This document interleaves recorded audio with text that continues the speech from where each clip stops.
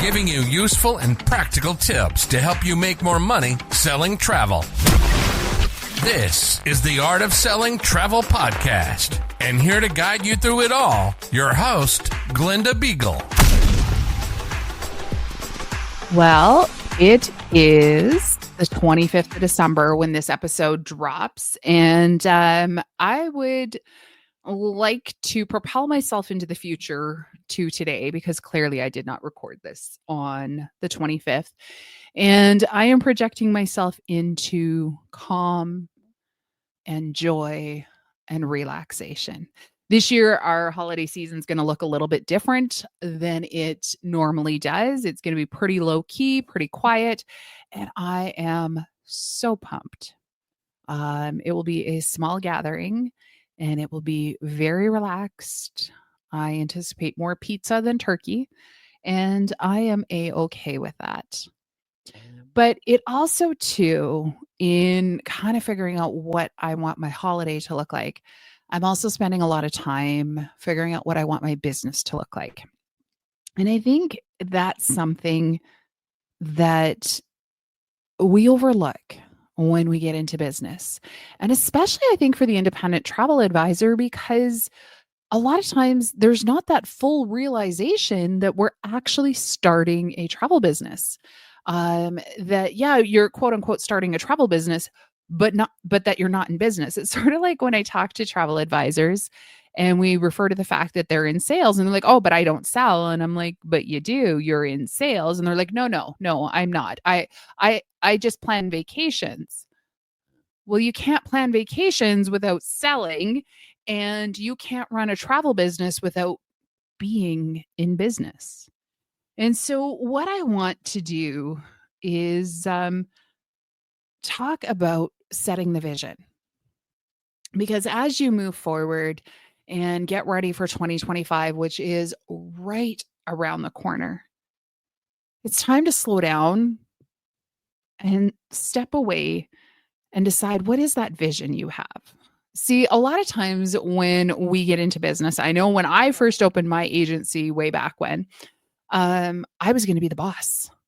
I was going to make the rules. I was going to have all this freedom. I was going to have all of these things. And it turns out what I got was, yeah, I was the boss, but that also meant the buck stopped with me. It meant I got all the jobs I didn't want. It meant that my quote unquote freedom equaled to like 70, 80, 90 hours a week, working 6 days a week, being burnt the freak out so that on a Sunday, I didn't even really get out of bed. It turns out nobody talks about that side. And that actually is one of the main reasons I did become a coach, not because I couldn't hack it in the travel, but instead because I knew there were other ways of doing it. I knew that there were ways of building a travel business that did not require that. And I didn't have somebody who guided me through it. And so I wanted to make sure that I could take the knowledge that I had learned, that I had earned, and I could actually help other travel advisors. Because when you get burnt the freak out, you fall out of love with your business, and it makes it really hard to want to give it all you need, to give it all it deserves, because you almost start to resent it. And I didn't want that for anybody else. And so I want to take a few minutes today to talk about, what does that mean? What does it mean for your life to own a business? Does it mean you gave up your life? Or does it mean that you're going to find a balance? Keeping in mind, balance is an illusion. There is no 50-50. It's, what does it mean to you? I work with small business owners in my local area, particularly women. And just through some of the volunteering I do and the boards that I sit on. And some of them have got it going on. They are running wildly successful businesses, very profitable businesses, and living the life the way they want. They've built a business by their design. And yet there's other ones who are constantly playing catch up, constantly behind everything, constantly trying to just keep their head above water. And yet it doesn't have to be that way. It doesn't have to be this constant panic, this constant worry, this constant struggle to get ahead. Of course, I've talked many times. I am neurospicy, neurodivergent, ADHD, however you want to call it. But I will say one of the things that is kind of my biggest kryptonite is overwhelm. And yes, I totally get that overwhelm is a choice. I get it in a I don't want to hear it sort of way, but I get it. And it sinks in and it means something. But I also, because I'm aware of that, understand just how awesome it feels to have everything already sorted out, to have everything moved. And in fact, earlier today, I saw an Instagram post from somebody and it said, we need to stop making to-do lists instead making grow the business lists. And I really kind of thought about that for a moment. And I thought, that really and truly is accurate. And it's funny because I kind of feel like that's the shift I've made in the last little while. It's no longer about what needs to be done, but instead what's going to grow the business. Because there's a lot of crap we can do that is just going to keep us busy endlessly, hours upon hours upon hours. But are they actually going to grow the business? Is it going to move the needle? The same is true when I did the cruise a couple of months ago. I went through while I was on that cruise, went into my calendar and I scheduled accounting days. I scheduled prep days and I put that right into my calendar, blocked it out. And it does not matter what kind of appointment wants to come in. Those days are booked. Those days are locked. Now, it might not be a complete day, but it might be like a 4 or 6 hour block or whatever it is. See, if we had an appointment with a specialist, we'd have room in our schedule. We would move it. But as a business owner, so often we're so busy, like, oh no, it's okay. I'll do that after. I'll catch up on that. And then we get into the December and we're like, wow, the accounting hasn't been touched since January. Oh, I haven't sent out any emails in however long. I haven't even done anything to build my list because it's on the I'll get there later and it sits on a to-do list. But if we put it on the to grow the business list, it's going to change. See, accounting does grow your business because you get to learn real quick where your numbers are at. Are you profitable or are you not? Are you making more, less, the same as what you thought? You can make better informed decisions when it comes to the way you spend your money. It creates an opportunity for you to take a pause and instead of going, wow, that looks like a really cool fam or a really great retreat, it's not in the budget. I didn't budget for that. That was part of why we put out Accelerate at Sea a year in advance. I didn't want travel advisors on a last minute going, yeah, let's just do that. That sounds like a cool idea. I wanted them to plan it out. I wanted travel advisors to have time to build it into their business budget. I have travel advisors that I've talked to that have not yet booked because it's in their 2025 budget. We're not in 2025 yet at the time of recording this, but they're on the wait list. And so long as there's still space when they get there, they want to go. And I'm okay with that because I highly encourage that. I don't want people going into debt just to come hang out with me for a whole week and work on their business.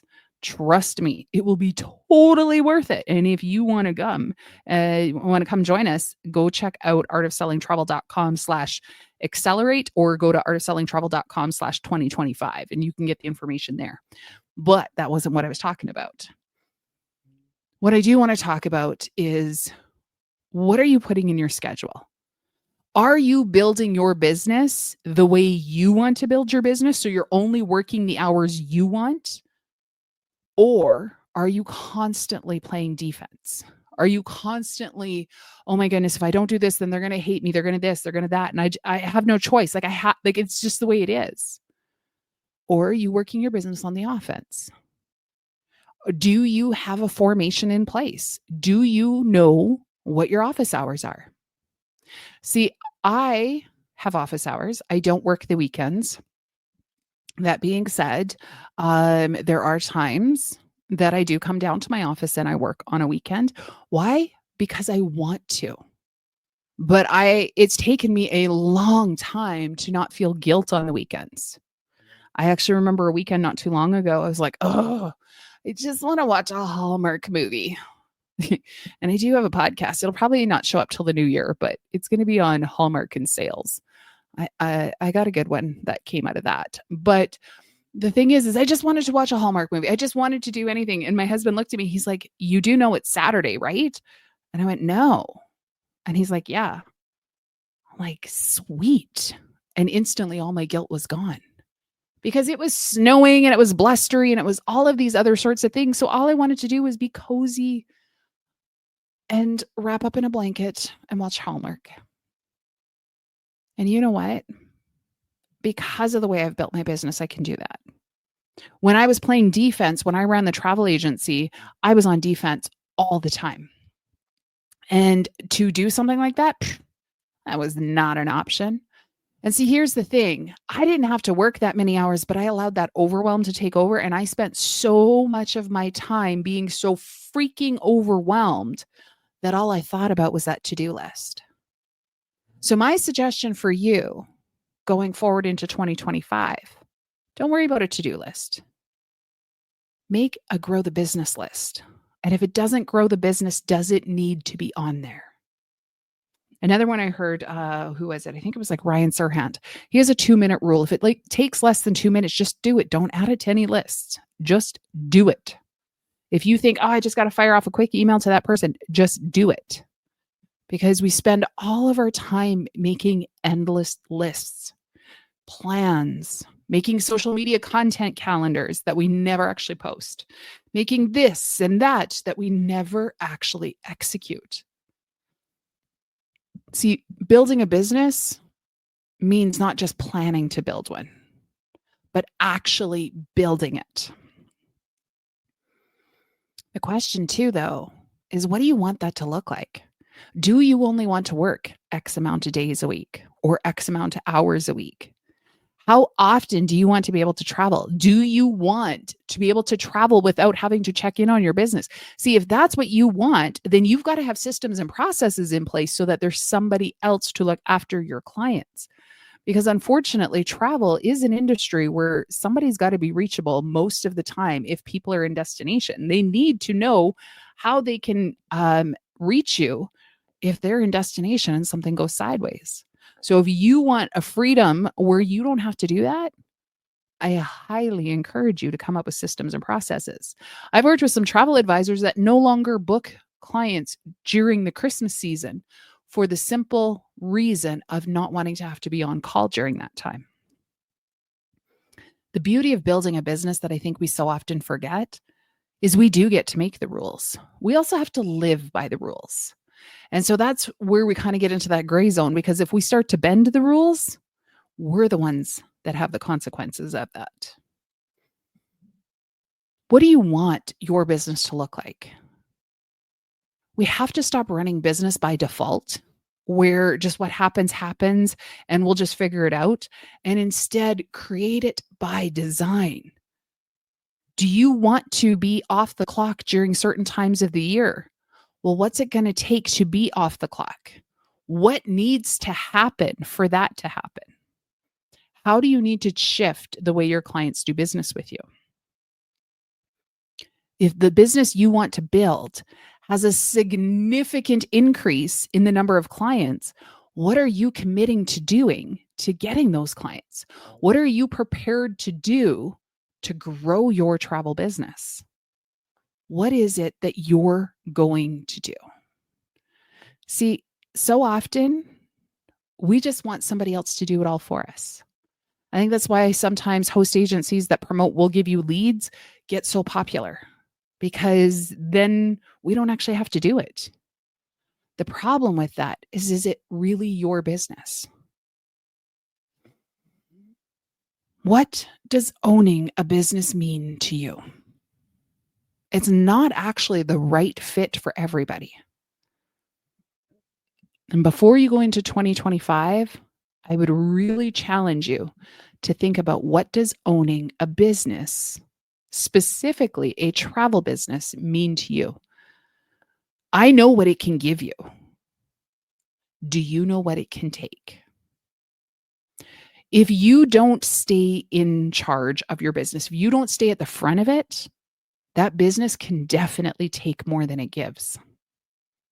But when you have a business that you have designed, that you have formatted, that you have put the boundaries and the guardrails in place, you can have a truly fabulous business. There is no need to be working 16, 18, 20 hours a day. And yes, there are travel advisors that do that.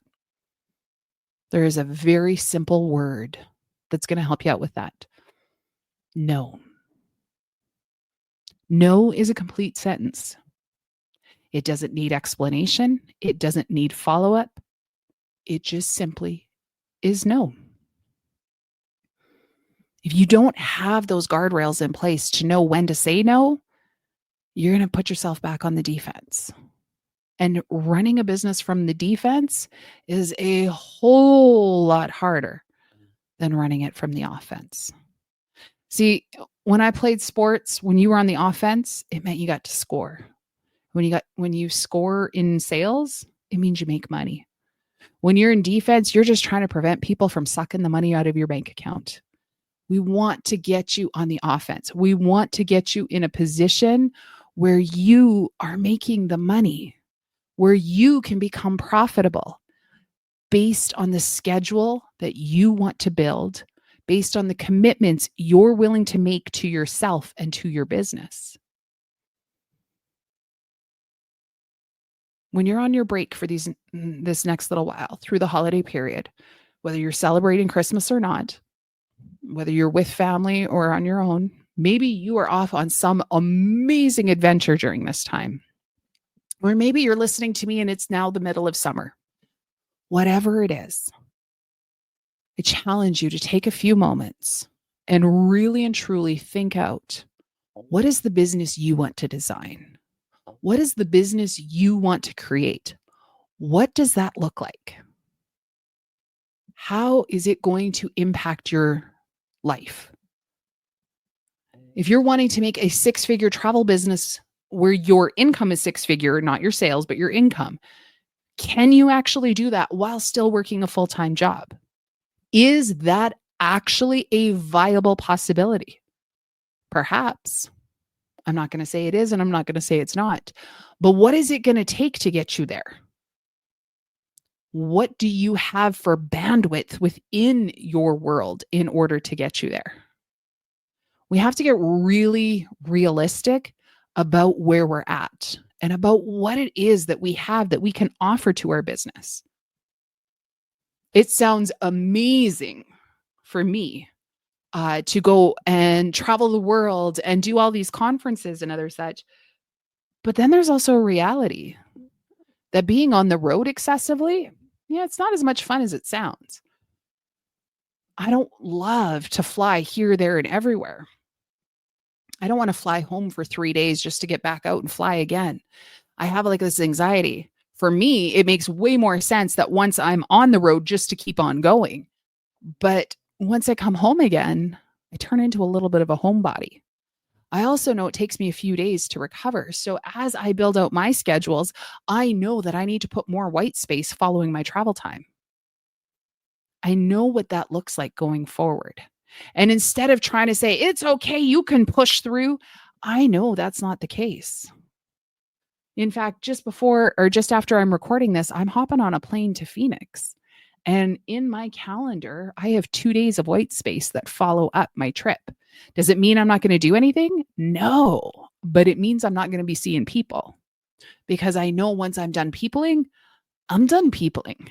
And my husband kind of laughs at me. He goes, you work from home. Like all the people are inside of your screen. I said, I know. And even sometimes that's too much. I have taken the time to learn what I need in my business. And I'm still learning all the time. I think that's an important one too. The plan you set in place today, you still need to be nimble with that plan. I attended recently a local women in business networking lunch, and they brought in somebody to talk about planning for 2025. She did a brilliant job. But she said the thing that's even more important than having a plan is being willing to be nimble with your plan. And I think so often we forget about that. We get so wrapped up in all the things and in all the busy work and well, I need to do this and, I can't do this because I have all these things. And the reality is, how long are those quote unquote things going to take? Because some of those things, they're a 5-minute job. And yet I've heard travel advisors talk about needing to do them. They just haven't had time because they are so busy 3 months later. Are you actually busy, or are you busy with the idea of being busy? What is your vision? And more importantly, why is that your vision? What are you committed to making happen? It's one thing to say you want an income of X, or you want to sell X, Y, whatever it is. What are you committed to doing to make that happen? We don't just get to randomly be like, yeah, I'm going to make $1 million and it's just going to happen. No, there is a lot of work that has to go into that. Maybe it's a matter of we got to get to 10,000 before we worry about $1 million, or we got to get to 100,000 or 200. Like, what are the steps you need to do in the meantime?